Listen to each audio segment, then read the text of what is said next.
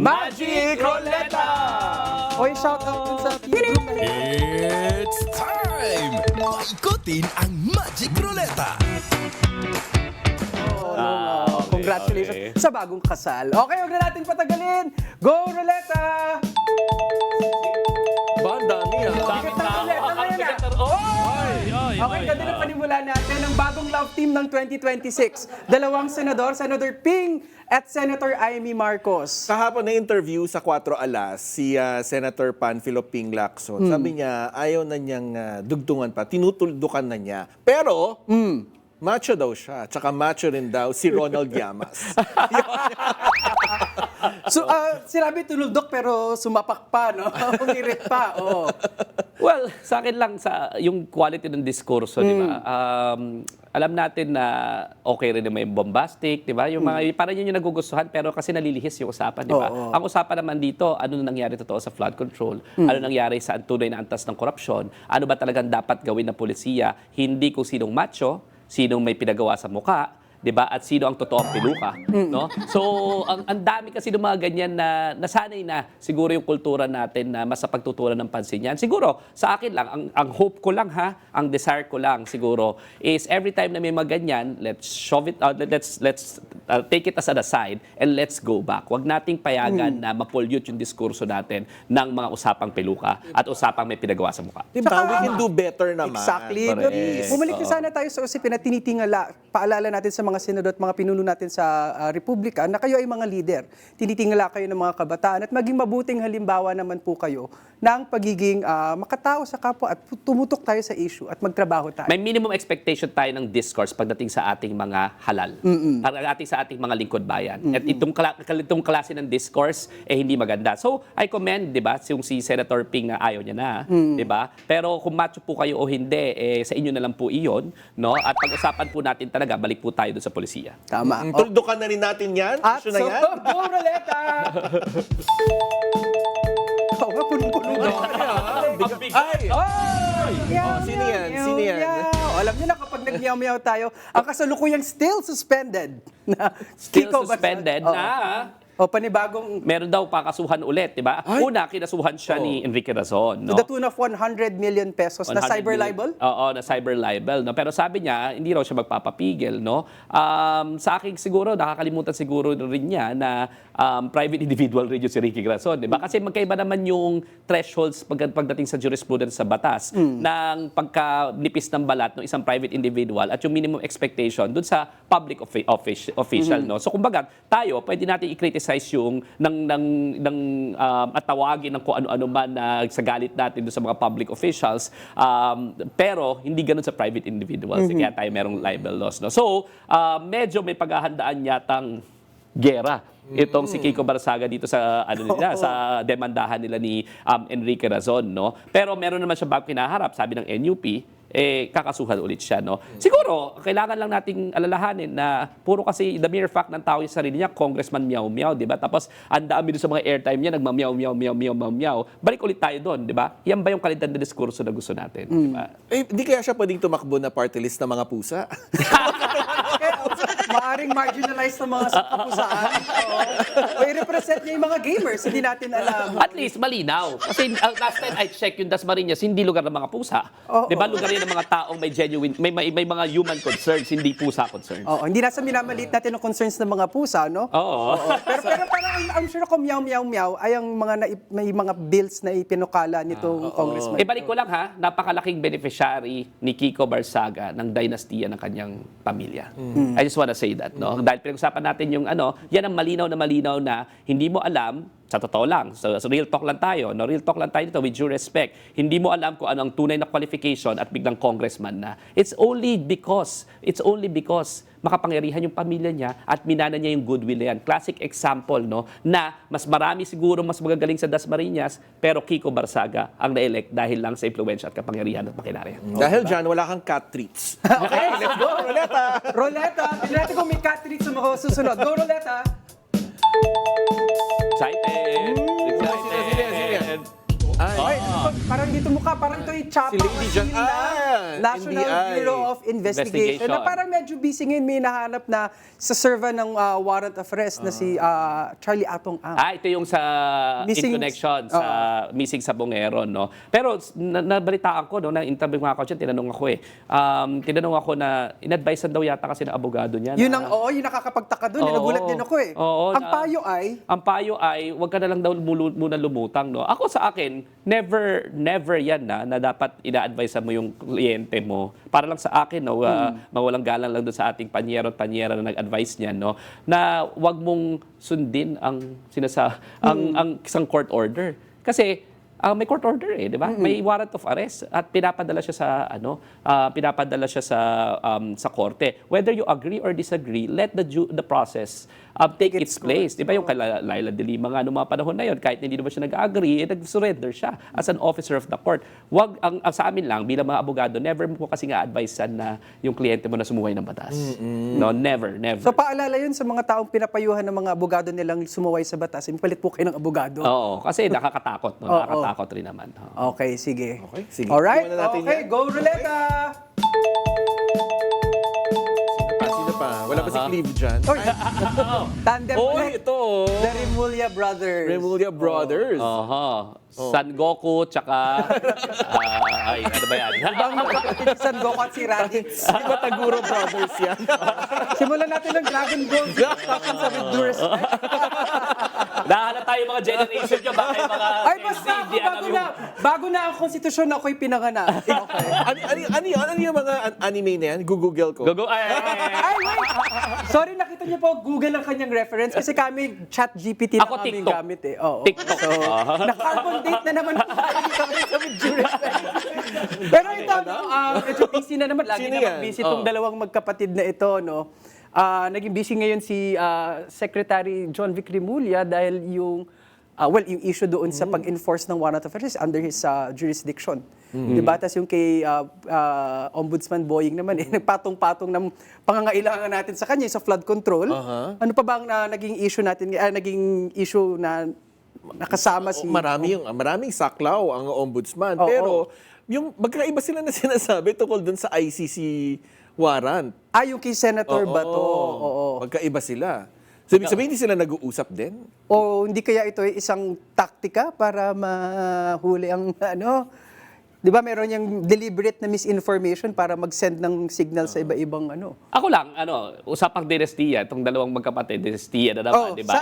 Saan na naman ulit to? Oo, and then, tinan mo pareho silang nasa pinaka makapangyarihang posisyon right now, no? And hindi lingid sa ating kalamat, dineklara niya naman na itong si John Vic Remulla ay para bang gusto rin magpresidente ng Pilipinas. No? So, yung conflict lang ba doon, no? Yung conflict lang ng magamit yung kapangyarihan, di ba? Katulad ng ombudsman, na sana hindi gawin ni Boying Remulla tsaka ng DILG, no? Pero ang daming instance na pati yung wala naman sa lugar, sa kapangyarihan ng DILG, para bang sinasakop na rin ni John Vic. Kaya ba nung pag-announce ng suspension ng klase?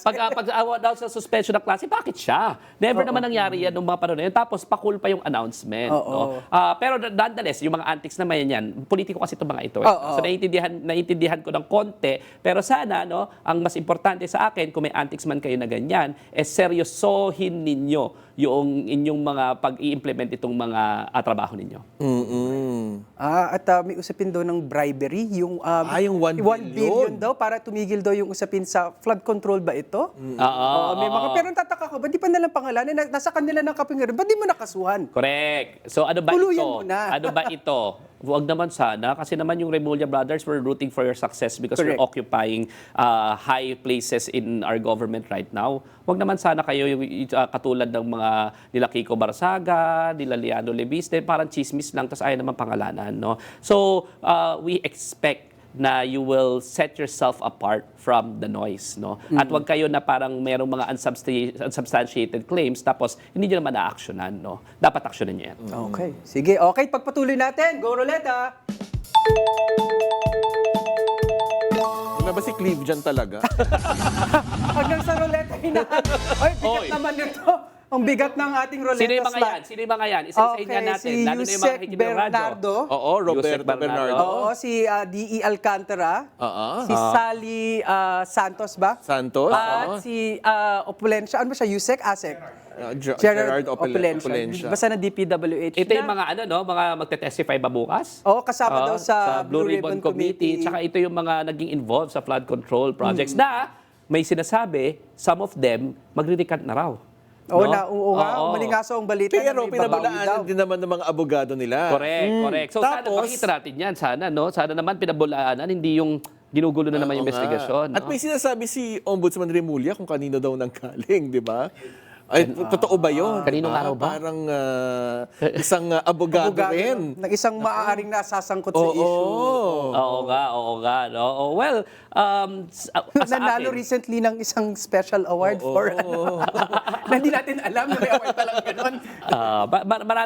marami kasing levers yung gobyerno no para ma-make sure na ma-preserve yung mga ebidensya na ito at hindi sila mapasok ng mga sinusubukang pagrecanted sila at itamper yung witness tampering yan no sana yung ehekutibo, yung Department of Justice no would be able to use all the resources in its disposal to preserve the evidence and to be able to disgorge the truth yung tawag namin dyan, na makuha talaga natin yung totoong katotohanan no kasi kung hindi ma-handle properly ng DOJ, itong mga witnesses na ito, maaaring magkaroon ng recantation, maaaring hindi natin matuntun yung katotohanan. So sana tomorrow, no, andun na suporta ng witness protection sa kanila. Marami sa kanila sa witness protection program na ngayon, no? Habang ini-evaluate pa kung sila ay magiging State witness. Magkaiba pa po yun, ha? Iba po ang state witness, iba po yun nasa witness protection program. Yung sa witness protection program, pangangalagaan lang yung physical security at yung welfare, pero hindi ibig sabihin hindi ka nakakasuhan, no?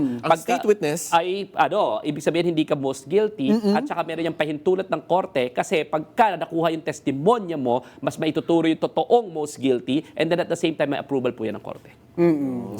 Abangan. Oo, yan ang abangan. Magiging Bukas. state witness ba? Sa susunod. Okay, pagpatuloy natin. Marami pa tayo sa siksik na ruleta. Go ruleta! Bigat ka na ruleta. Bigat dami. Oy! Nakakamiss. Na-miss mo daw. Oo, si Senator CLTG. Senator Christopher Lawrence Tesoro. Okay. No? Ayun ba yun? Di ba yun naman yung acronym? Oo, napapansin lang natin napakatahimik. Para bang dati yan, no, ang pambansang photo bomber. Lahat na lang makikita mo yung pangalan niya sa lahat ng kalye. Kumbaga, sa lahat ng mga press conference, nandun siya. Kaya nasa cabinet meeting pa nga, maski senador siya. Oo, nasa cabinet meeting, kahit na senador, special assistant to the president, ano ka ba, senador ka o ikaw nagpapatakbo ng Malacanang, di ba? Naguguluhan kami. Pero ang sigurado po kami dati, kitang-kita lahat ng mukha ninyo sa buong Pilipinas, sa lahat ng kalye at sa lahat ng mga affairs. Ngayon, tahimik. Bakit? No, bakit? Diba? Dahil ba ayaw natin maimbestigahan ang Christopher Lawrence Tesoro Go CLTG Builders na mahigit 3 billion ang project nung bagong upo pa lang ni Rodrigo Duterte sa Davao City 2017, no? Imagine mo kauupo pa lang biglang nakuha by accident ba iyon ng iyong mga kaanak na under ng acronym mo yung projects, no? Tapos ngayon para bang wala, ang tahimik, no? Para bang hindi na imbestigahan. Ako lang nananawagan lang ako sa ating law enforcement, nananawagan lang ako sa ating mga investigating agencies na kung totoo yung inyong desire na makuha yung mga big fish, bakit parang wala po ako narinig kay Christopher Lawrence Tesoro Go na malinaw, may mga nabag yung CLTG Builders at malinaw na conflict of interest yan, no? Bakit parang tahimik na? So pinapalalahanan lang po natin kasi kitang-kita po namin ang mukha ninyo sa buong Pilipinas noon, ngayon tahimik na tahimik. Hindi po effective sa amin yan kasi nagmamatsakbo ang taong bayan at alam po nila ang tunay ninyong ginawa noong mga panahon na yon at kailangan mapanagot kayo. Paikutin mo na yung ruleta. Parang okay, Paikutin mo na. Ay, ikaw ayaw mo mabigyan ng pizza. Kasi nagdadala ng pizza, di ba? Di ba? Ay, gatin din tong dalawang to. Sen Budot, Sen Bong Revilla at si Sen Jinggoy Estrada. Okay, sino yung hawak na manok? Si Bong, Senator. Si Senator Jinggoy Estrada, walang hawak na manok. Walang dito sa hawak na picture, no? manok. Okay, Oo. okay. Pero sila ay nirekomenda na kasuhan, no? Oo. Well, ang ano pa lang si Bongo, no? Si Bongo, Bongo. si Bongo, sorry, si Bong Revilla pala ang merong kaso. Si Jinggoy para magkakasuhan pa lamang, no? Pero ito kasi yung mga tinatawag dating para bang repeat offender. Oh, may record na to, so mabilis na tayo papasok kasi update na lang yung picture.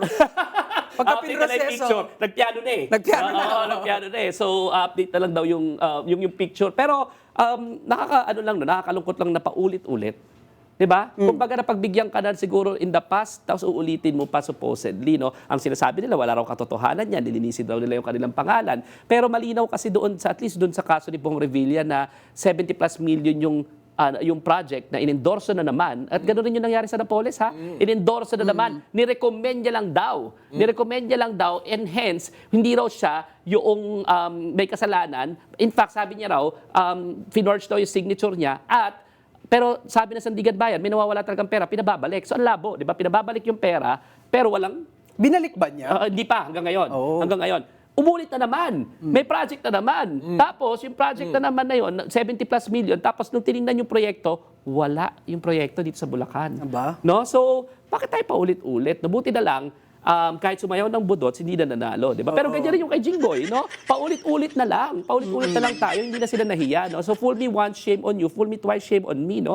So, sana, natuto na siguro sa yung ating prosecutorial service, ang ating ombudsman, ano yung mga pagkukulang natin noon na hindi sila napakonvict, parang awa nyo na po, di ba? Huwag nyo na pong papayagan na sila ay makakatakas muli. Kailangan na ipakulong ang mga tunay na tiwali. Okay. Rinig niyo yun, at dahil dyan, go Roleta! Ay. Ay. Sino ito? Sino ito? Si Arnie ba to? Si Arnie Teves. Arnie dating Teves. Congressman Arnie Teves. Ano naman balita sa kanya nung simula nung nakuha siya sa East Timor? Di ba nakakulong? At Nakakulong. na-acquit recently sa kanyang isang kaso dun Oo. sa... Sa isang kaso. Noong Na walang 2019 kinalaman hindi ito sa yung Degamo case. Degamo Oo. case. So, ibig sabihin, hindi ko nga rin alam ito na meron na pala siyang mga may murder case na pala siya noon. Pero di ba, ibig sabihin, buti nakapagserbisyo pa, no? Pero... You know, 10 counts of murder. Oh. Paulit-ulit, no? Paulit-ulit ito rin, no? Sana again, mapanagot na, no? Pero nananahimik ba siya ngayon? Ito din, no, tsaka Zandro, ito yung halimbawa ng mga nagbabangayang mga political clans, di ba? Na isang parang byproduct din ng mga iba-ibang uri ng dynasty na minsan humahantong sa karahasan. Sa karahasan. Tsaka ito nga alam mo, batay sa mga pag-aaral din, sa political dynasties, balik lang tayo ulit-ulit, kaya sila nagkakaroon ng bravado, no? At tsaka ng hubris na mag-violate ng mga ganito, di ba? Kasi masyado na sila makapangyarihan. Bakit? Sila magkakamag-anak eh. Ang nandoon ibig sabihin, hindi ka naman pipigilan ng kamag-anak mo, baka manahimik na lang. So accountability is lesser if family members are the ones who are serving in government. No? Kaya nga dapat may check and balance na hindi kayo magkakapamilya. Ganyan rin, di ba? Sila, mga political dynasties, political clans, at nagkaroon ng hubris na hindi naman ako mahuhuli. At kaya ko namang baliktarin yung law enforcement. No? So para sa ating mga law enforcers, kaya po ba kayong baliktarin? Totoo po bang kaya ninyo ipakulong yung mga dapat ipakulong? Sana po, no? Sana po makonvict na yung mga katulad ni Arnie Teves, lalong-lalo na kung suportado ng ebidensya. Ang MMK theme natin today ay Dynasty. Dynasty. That's ay yung MMK episode. Okay, go Roleta! Okay. Okay, welcome back. Ito yung na-bring him home natin. Unti-unti tayo may na-bring him home. Umuwi naman yata in his own volition ba? Ano bang nangyari? Si Secretary? Bonoan, Secretary dating DPWH Bonoan. Secretary. Bonoan, yes. Na marami tayong mga katanungan para sa kanya. Kasi recently, naidawit na naman ang kanyang pangalan na nagbigay daw ng anomaly sa mga peking coordinates kay PBBM nang nag-iikot sa flood control. At nagbigay ng ultimatum na sa kanya si Senator Panfilo Lacson na kapag hindi pa rin siya a-attend bukas, pwede na siyang ipasabina, pwede na siyang ipakontem. Oo.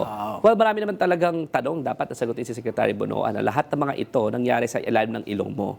Ibig sabihin ba niyan, either... Alam ko, hinanap ko yung... Sakto, sa ilong niya. Either, sa akin pwede mo ba sabihin incompetent ka? Lahat to hindi mo alam? O kasangkot ka talaga, di ba? In either case, may pananagutan ka talaga sa mga kawalang hiyaan kasi trabaho mo supposedly na mag-deliver ng mga vital infrastructure tapos ang ultimately, ang naghihirap na naman yung sambayan ng Pilipino na every time na umuulan na lang, konting ulan lang, pinapasok yung mga bahay nila tapos maglilinis na naman sila ng mga putek the next day, ibig sabihin, hindi na naman sila makakapasok, magiging mas mahirap na naman ang kanilang buhay. No? So paulit-ulit na lang, di ba? So yung paghihirap ng mga Pilipino, ultimately, di ba, yan yung pinanumpaan mo na sisiguraduhin mong better infrastructure. Pero, ang nangyari, hindi better infrastructure, kundi better ang bulsahan ng pera. So sana, may pananagutan ka at sana, ito lang sa akin ha, ultimately, kailangan managot ka, dapat masama ka sa kaso eh. Sa akin lang. Kung ako ang prosecutor dito, kailangan masama ka sa kaso. So, kung ayaw mong masama sa kaso, sure ako may alam ka. Magsalita ka na, Secretary Bonoan, para makonsider ka as a state witness. Otherwise, kailangan po kasi nila ng sisisihin. Baka sabihin, ikaw ang ultimate isisisihin kung hindi ka pa maglalabas sa mga katotohanan kung sinong mga politiko ang nakinabang. At yung napansin din ni Senador Lacson na minali niya, sinadyang maliin yung grid coordinates ng mga flood control projects. Oo. So ano yun? Di ba? Nakakapagtaka. Nakakapagtaka. Scapegoat ka ba o ikaw talaga ang pinaka-guilty? Malalaman natin yan. Pero sa totoo lang, kailangan magpakita ka at sana nandun ka bukas. Malalaman natin yan bukas sa pagbabalik ng Blue Ribbon ng VO. Teka lang ha. Pagka hindi ka nagpakita, macho daw si Senator Ping Lacson. Yari ka. Sabi niya kahapon, macho siya. Tingnan natin kung sino lalabas sa ruleta. Go ruleta! Go, Roleta!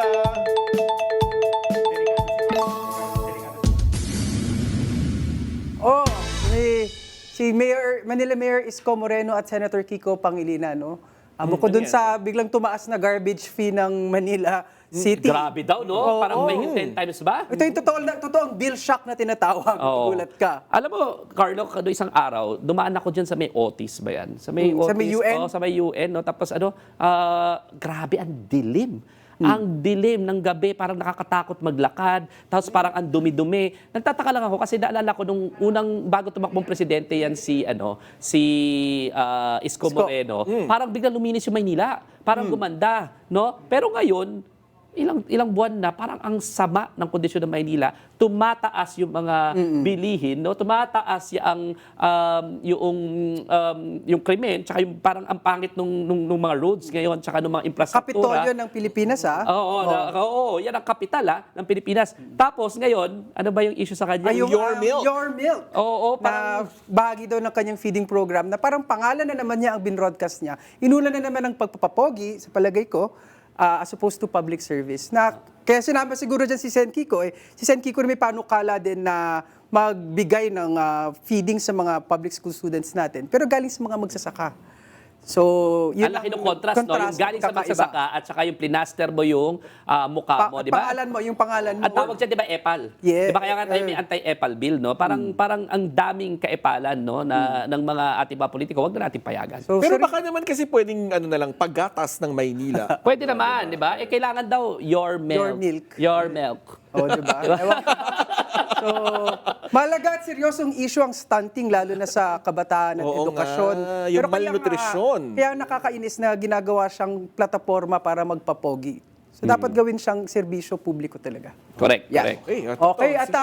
Next. bago natin tapusin ang ruleta, hingi muna tayo ng update sa Sinulog Festival. Balita yan mula sa PRTV Cebu, hatid ni Clark Pasuit. Clark? Yes, magandang hapon mga kapamilya. Nandito tayo ngayon live sa Osmeña Boulevard sa Cebu City para sa Sinulog 2026 Grand Parade. Umaga pa lang ay nakabang na ang mga nagnanais na manood sa Sinulog Grand Parade. Ngayong taon, merong 37 contingents para sa Sinulog Days at 3 interpretation categories gaya ng mga contingents mula sa Luzon, gaya ng Tabaco College ng Albay, Las Piñas City, Antipolo City at meron ding galing sa Mindanao gaya ng Cotabato City. Nakisaya naman ang mga celebrities nung nasakay ng kanilang mga float. Ang Sinulog Festival na tinuturing Queen of all festivals ay para sa pagbibigay pugay sa Batang Isus na si Santo Niño. Ngayong taon ay pinagdaraos ng 461 years ng kapistahan ni Senyor Santo Niño. At yan ang balitang kumpirmado, sigurado para sa DZMM, Clark Paslit. Clark. Yes po. Oo, kamusta naman ang peace and order dyan? Ang kamusta po yung alin? Ang peace and order. Ay, peace and order. Yes po. Talagang matiwasay, no? So far, in fairness po sa mga otoridad, talagang na-maintain nila yung peace and order kahit medyo rowdy yung mga tao dahil nga merong mga celebrities na dumaan. Kakadaan nga lang nila Paolo Abilino kanina tsaka nina Dominic Roque, di ba bang mga celebrities dumaan, may mga local vloggers din, tila nagwawala yung mga Cebuano. Pero na-maintain pa rin yung peace and order, tsaka medyo mahaba yung ruta ngayon, kaya't maraming mga lugar kung saan nakatambay at nag-aabang itong mga gustong manood sa sinulog. Okay, maraming salamat, Clark. At siguro walang cabinet. Viva Pit Senyor. Viva Viva Pit Pit Senyor. Senyor. Yes, Viva Pit Senyor po May sa peace inyong and lahat. order, walang nakaganon na cabinet secretary. Kaya may peace and order. Kaya maraming salamat, Clark, sa ating pagbabalik.